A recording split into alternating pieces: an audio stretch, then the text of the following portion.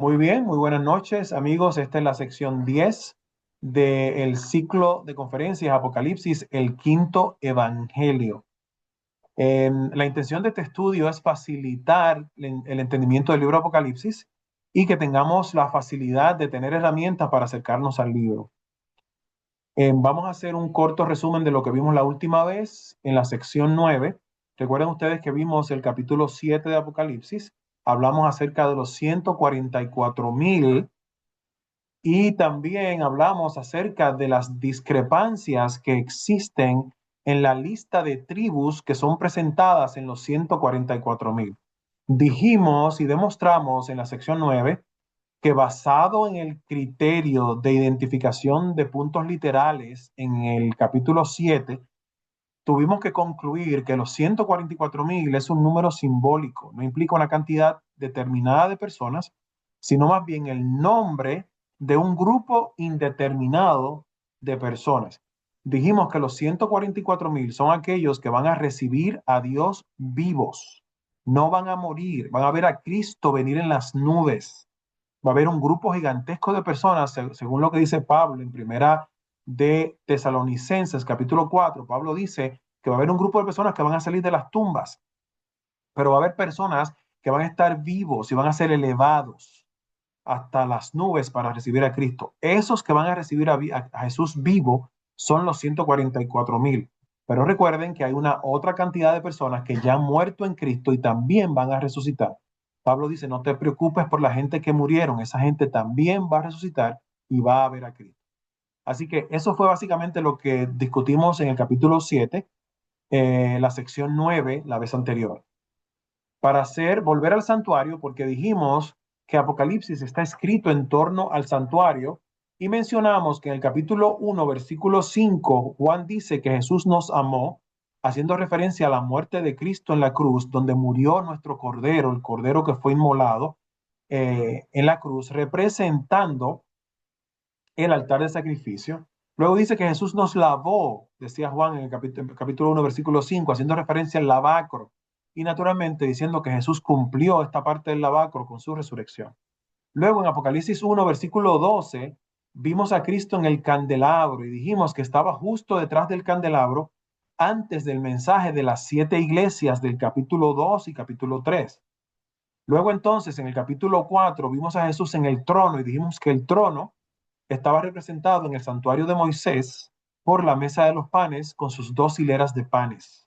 Así que hasta ahora Apocalipsis se ha comportado simplemente viendo a Jesús caminando en el santuario.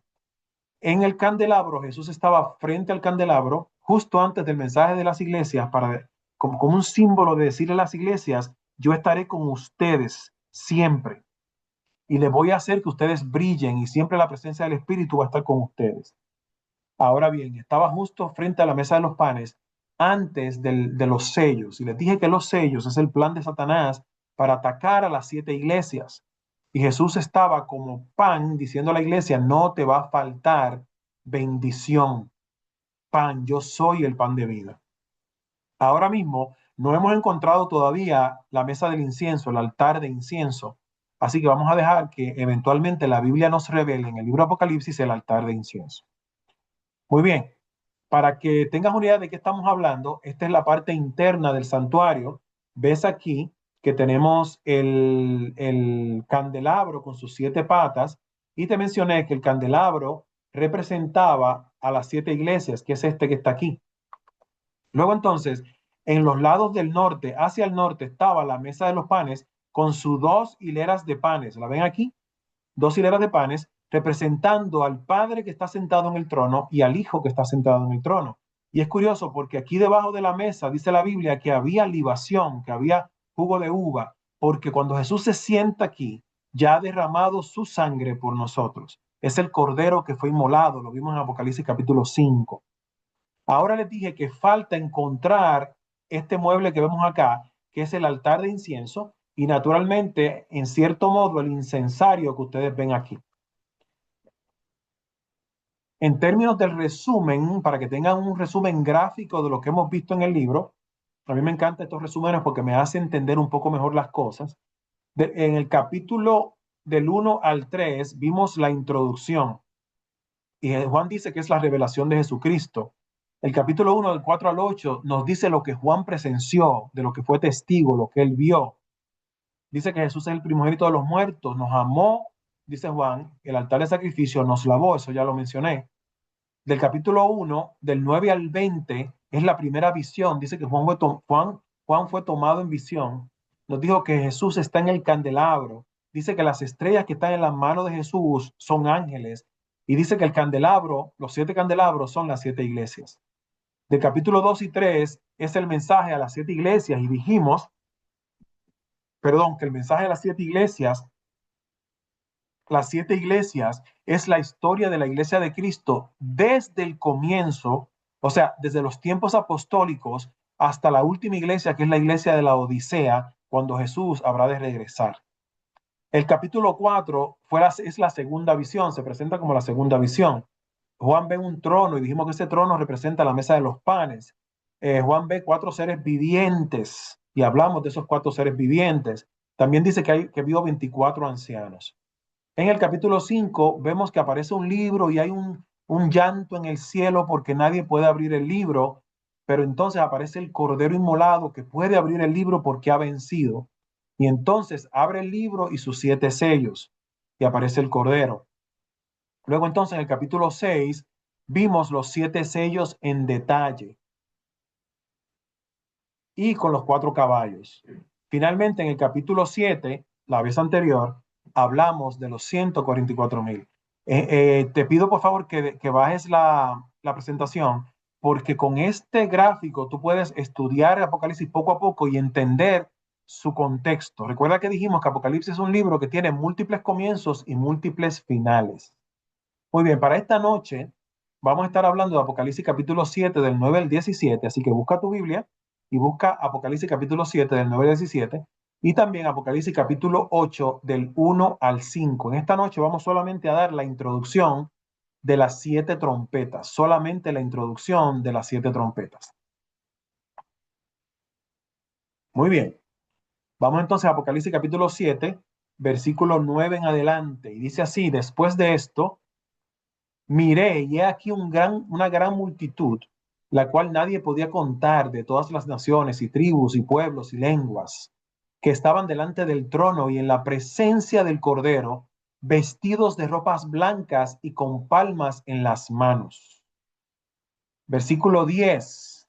Y clamaban a gran voz diciendo: la salvación pertenece a nuestro Dios, que está sentado en el trono, y al Cordero. Y todos los ángeles estaban en pie alrededor del trono y de los ancianos y de los 4 seres vivientes, y se postraron sobre sus rostros delante del trono y adoraron a Dios, diciendo: amén, la bendición y la gloria y la sabiduría y la acción de gracias y la honra y el poder y la fortaleza sean a nuestro Dios por los siglos de los siglos. Amén. Este versículo, Juan simplemente está viendo o diciendo cosas que ya vimos anteriormente. Ustedes recordarán que en el capítulo 4 nosotros vimos a uno sentado en el trono, en el capítulo 4, versículo 3. O sea, Juan está haciendo referencia al capítulo 4. También vimos que habían 24 ancianos, Apocalipsis 4, versículo 4.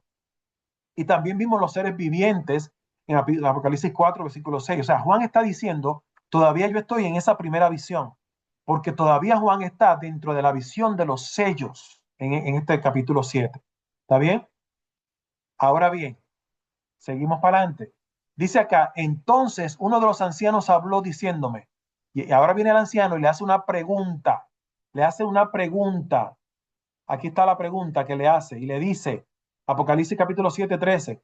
Entonces uno de los ancianos habló diciéndome: estos que están vestidos de ropas blancas, ¿quiénes son y de dónde han venido? Ahora, uno de los ancianos se acerca donde Juan y le dice: oye, ¿quiénes son estas personas que están frente a nosotros? ¿Quiénes son ellos? Y entonces Juan le contesta la pregunta. Aquí está la respuesta. Y Juan dice: Señor, tú lo sabes. Y él me dijo: estos son los que han salido de la gran tribulación y han lavado sus ropas y la han emblanquecido en la sangre del Cordero. Así que lo que ellos están viendo es una gran multitud, un grupo gigantesco de personas. Ese grupo de personas tenían palmas en las manos, estaban cantando un cántico que nadie podía cantar, dice la Biblia.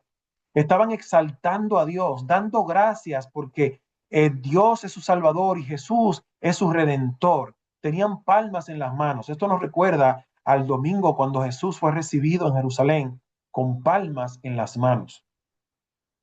Ahora bien, ¿cuáles son las características de esta multitud? Vamos a ir una a una por estas características. Hay características de cantidad, de vestimenta y adorno, de procedencia y de destino. Si tú en este momento estás un poco perdido de lo que estamos hablando, quiero decirte que estamos en el capítulo 7 de Apocalipsis, del 9 en adelante. Estamos hablando de una gran multitud que aparece después que son descritos los 144,000, que recuerda que te dije que era un número simbólico, no es que son 144,000 literales, pueden ser muchos más o pueden ser muchos menos. Pero ahora entonces Juan dice que miró y vio una gran multitud y se le hace una pregunta a Juan, ¿quiénes son estas personas? Y Juan dice, tú lo sabes. Ahora bien, estas personas son descritas de una siguiente manera. En términos de cantidad, dice que no se podían contar y que eran de todas las naciones de la tierra. En términos de vestimenta, dice que tenían ropas blancas porque han lavado sus ropas, dice, en la sangre del cordero y tenían palmas en las manos. En términos de la procedencia, dice que han salido de la gran tribulación. Y en términos del destino, dice, no tendrán hambre ni sed, el sol no caerá más sobre ellos, Dios enjugará toda lágrima de los ojos de ellos. Y yo quiero llamarte la atención hasta a ciertos puntos que aparecen aquí en esta lista. Primeramente dice, no se podían contar. Nótalo acá, no se podían contar. Y dice que son de todas las naciones de la tierra. Esto es en contraste con los 144,000. En los 144,000 nos decía una cantidad específica y decía que eran procedentes de las tribus de Israel. Nota que este grupo en contraste no se puede contar y es de todas las naciones de la tierra. Ahora bien, hay unas similitudes con los 144,000. Tienen ropas blancas, pero más que nada, la mayor similitud desde mi perspectiva es esta. Han salido de la gran tribulación y todo depende de cómo tú interpretes la gran tribulación. Hay personas que interpretan la gran tribulación simplemente como el sufrimiento que ha tenido los cristianos, que han sufrido la humanidad en la tierra a través de la historia. Hay otros que piensan que es la gran tribulación que sucedió durante la Edad Media, la persecución de la Edad Media. Sin embargo, nosotros entendemos, a mi interpretación, esto es una opinión que te voy a dar, que esta gran tribulación de la cual está hablando aquí se refiere a esa última tribulación, a ese tiempo de angustia que van a sufrir los cristianos. Pero hay un detalle, que los únicos que habrán de sufrir esa gran tribulación, mi gente, son solamente los 144,000. Entonces, tal pareciera que esta gran multitud que nadie puede contar, que son de todas las naciones de la tierra, es la explicación para que entendamos que los versículos anteriores, cuando está hablando de 144,000, 12,000 de cada tribu, realmente es un grupo gigantesco de personas procedentes de todos los lados. Tienes que acordarte que Pablo dice que nosotros somos hijos de Abraham a través de la gracia de Cristo. Hemos sido circuncidados en nuestro corazón. No circuncisión hecha de carne, dice Pablo, sino a través del Espíritu en nuestro corazón. Yo te voy a dar más. Apocalipsis 7 nos habla de la gran multitud y yo te voy a dar aquí una serie de cosas que me parecen bien curiosas. Y yo quiero comparar la gran multitud con los 144,000. Número uno, dice que están delante del trono. ¿Te das cuenta? Cuando habla de la gran multitud, dice que están delante del trono. Cuando habla de los 144,000, estos también están delante del trono. Número dos, dicen que están en la presencia del Cordero, porque el Cordero estaba en el trono. Y aquí dice que los 144,000 están en la presencia del Cordero. Número 3, clamaban a gran voz, diciendo la salvación pertenece a nuestro Dios. Por el otro lado, los 144,000, dice acá que cantaban un cántico nuevo delante del trono. Nota que están cantando y clamando de igual manera. Número 4, dice que están ante la presencia de los ancianos y los 4 seres vivientes. Y los 144,000 están enfrente de los ancianos y de los seres vivientes. Y finalmente, número 5, dice aquí, tenían ropas blancas. Y me dice que los 144,000 son sin mancha. Su ropa no tenía mancha. Y naturalmente se refiere también a las manchas espirituales. Me parece muy curioso que haya tanta similitud entre la gran multitud y los 144,000, siendo la mayor coincidencia el hecho de que ambos salen de la gran tribulación. Por eso, desde mi punto de vista, basado en la investigación que he hecho, la gran multitud no es otra que los 144,000. Va a haber un grupo más grande de gente, va a haber mucha gente que serán salvados, pero los 144,000 son aquellos que habrán de recibir a Cristo en las nubes. Ok, vamos entonces ahora a cambiar, porque vamos al capítulo 8, vamos a cambiar de tema, vamos al capítulo 8. En el capítulo 8 entonces me dice, capítulo 8, versículo 1, cuando abrió el séptimo sello, se hizo silencio en el cielo como por media hora. Nota que estamos ahora en el séptimo sello. Recuerda que estamos todavía en los sellos. Recuerda cuando vimos el sexto sello que se hizo una pregunta y la pregunta fue, ¿quiénes estarán de pie cuando Jesús regrese? Y todo el capítulo 7 prácticamente es para explicar quiénes van a estar de pie cuando sucede el sexto sello. Pero ahora estamos en el séptimo sello. Se abre el séptimo sello de aquel libro que Jesús comenzó a abrir en el capítulo 5, recuerden ustedes. Y comenzó en el capítulo 6 con los sellos. Se hizo silencio en el cielo como por media hora y vi a los 7 ángeles que estaban en pie ante Dios y se les dieron 7 trompetas. 7 ángeles con 7 trompetas. Miren, tenemos que regresar para entender bien este asunto. Este es el periodo de las 7 iglesias que yo le mencioné a ustedes anteriormente. Y les dije que comenzaba en el año 31 y se extendía hasta la venida de Cristo. Yo les mencioné que los sellos comenzaban también en el año 31 y se extendían hasta la venida de Cristo. Esos son los sellos. Se extienden de igual manera a través de la historia. Vimos el sexto sello y ahora menciona el séptimo sello. Vamos a verlo en detalle ahora. Me está diciendo que en el sexto sello se hizo una pregunta, ¿quién podrá sostenerse en pie? Y la respuesta fue los 144,000, la gran multitud. El capítulo 7 simplemente para responder la pregunta del último versículo de Apocalipsis 6.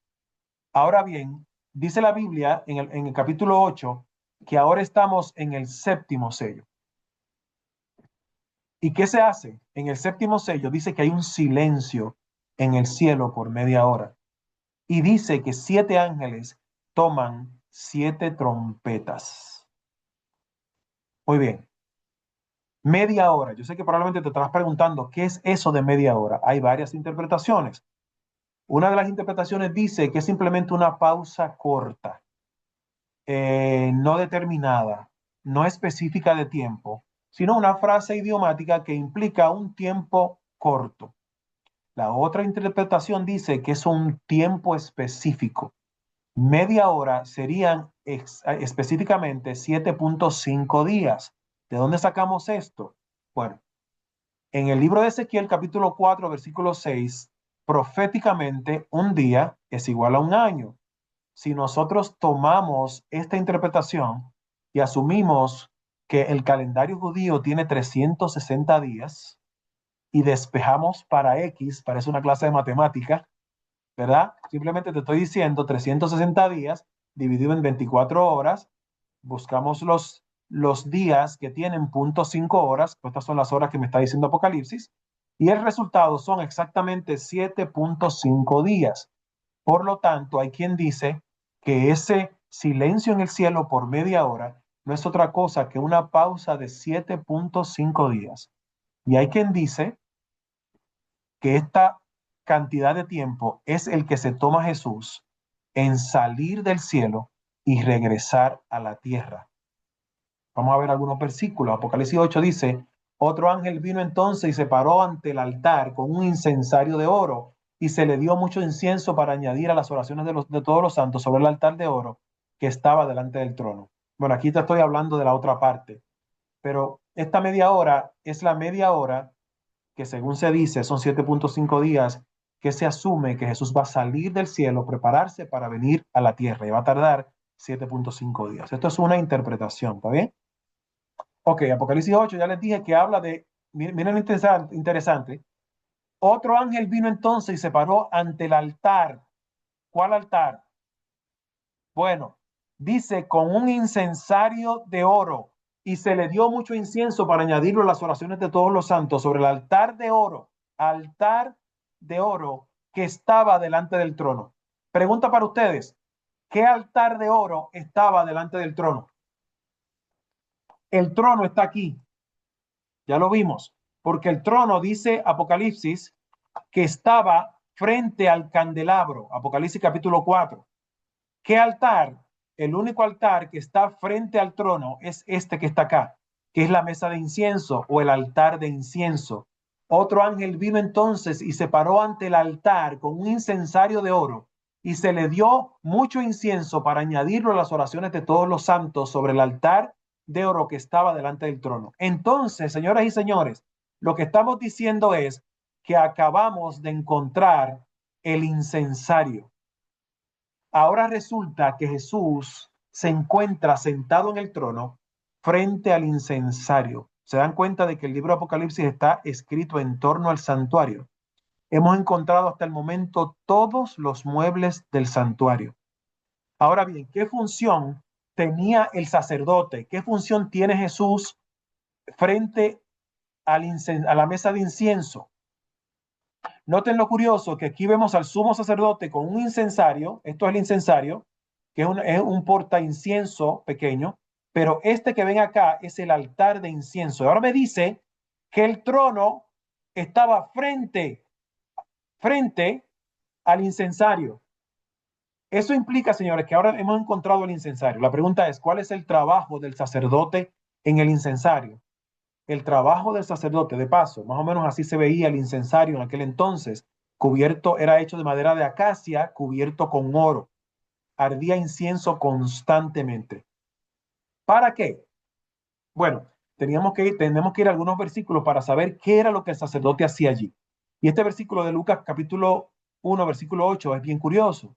Nos dice, aconteció que ejerciendo Zacarías el sacerdocio delante de Dios, según el orden de su clase, conforme a la costumbre del sacerdocio, lo ven acá, le tocó la suerte ofrecer incienso entrando en el santuario del Señor. Y toda la multitud del pueblo estaba afuera orando a la hora del incienso. En otras palabras, señores, el incienso representa las oraciones de las personas que claman a Dios por cuidado especial.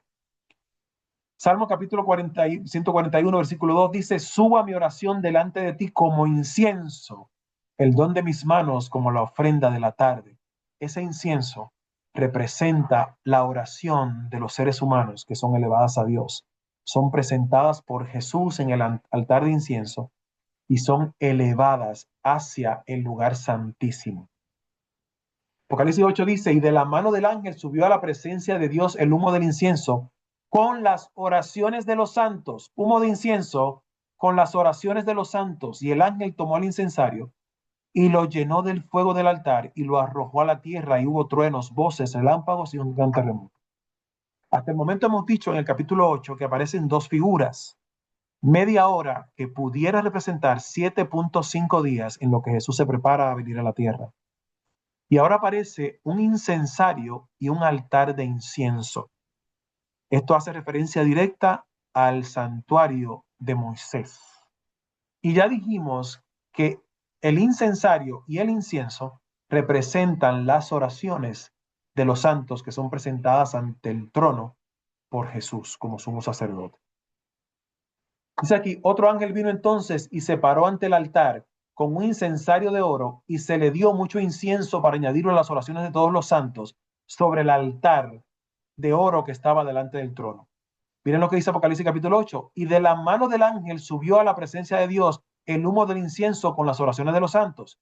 Y el ángel tomó el incensario y lo llenó del fuego del altar y lo arrojó a la tierra, y hubo truenos, voces, relámpagos y un terremoto. Yo quiero que ustedes presten atención aquí porque lo que voy a decirles es importante. Cuando la palabra me dice que el ángel se paró ante el altar con un incensario de oro, eso está describiendo el período de las 7 trompetas. Describe desde el comienzo de las 7 trompetas hasta la 6ª trompeta. Lo vamos a ver más adelante. Pero esta parte que ven que el ángel está ministrando en frente del incensario, Jesús está allí como sumo sacerdote y se está ministrando frente al incensario, se está encendiendo el incienso sube como oración ante la presencia de Dios. Eso tiene que ver con el periodo de las 7 trompetas. Ahora bien, este versículo tiene 2 partes. La otra parte se encuentra en el versículo 4. Y la parte que dice que el incensario fue arrojado a la tierra, tienen que ver esto como la última trompeta o la venida de Cristo. En otras palabras, Apocalipsis capítulo 8, 3 y 4, lo que hace es dar un resumen de las 7 trompetas. Esto es clásico, no le voy a traer ejemplos, pero si les interesa se lo puedo mostrar. En los capítulos anteriores, en los primeros versículos, siempre se da un resumen de lo que se va a hablar. Y aquí se está haciendo lo mismo.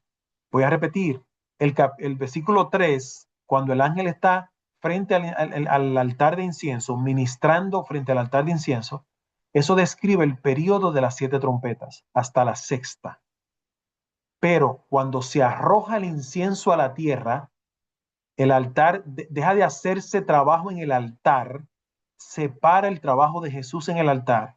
Eso describe la última trompeta justo antes de la venida de Cristo, implicando que Jesús se prepara. ¿Se acuerdan de la media hora en el cielo? Se prepara para venir a la tierra. Yo voy a continuar. Aquí está la media hora, el arrojar el incienso a la tierra, que es esto que ustedes ven aquí, arrojar el incienso a la tierra, es esa media hora que yo le he estado conversando. ¿Qué significa esa media hora? Apocalipsis 8 dice, en aquel tiempo se levantará Miguel. Debe decir Daniel aquí, disculpen, esto es Daniel. Daniel capítulo 12. En aquel tiempo se levantará Miguel, el gran príncipe que está de parte de los hijos de tu pueblo, y será tiempo de angustia cual nunca fue. Ese tiempo que Miguel se levanta, siendo Miguel Jesús mismo, es ese 7.5 horas que presenta Apocalipsis. El gran príncipe que está de parte de los hijos de tu pueblo, y será tiempo de angustia cual nunca fue. Noten que el tiempo de angustia se pone justo cerca de cuando Miguel se va a detener. Por eso decimos que si la gran multitud pasó por el tiempo de angustia, entonces son los 144,000. Son las 8:37 y yo quise dejarlo hasta aquí porque la vez próxima vamos a estar hablando acerca de las trompetas, Apocalipsis 8 de 6 en adelante. Y quiero decirles que yo voy a terminar esta primera parte de este estudio, este ciclo, en el capítulo 11. Decidí hacer una pausa en el capítulo 11. Quizás nos tome para llegar allí algunas 2 secciones más, de 2 a 3 secciones más, llegar hasta el capítulo 11. Pero en la noche de hoy yo lo voy a dejar allí porque no quiero entrar a las trompetas, sino que lo voy a dejar para la próxima vez. Yo quiero ahora verlos a ustedes y voy a detener la grabación para que entonces interaccionar con ustedes.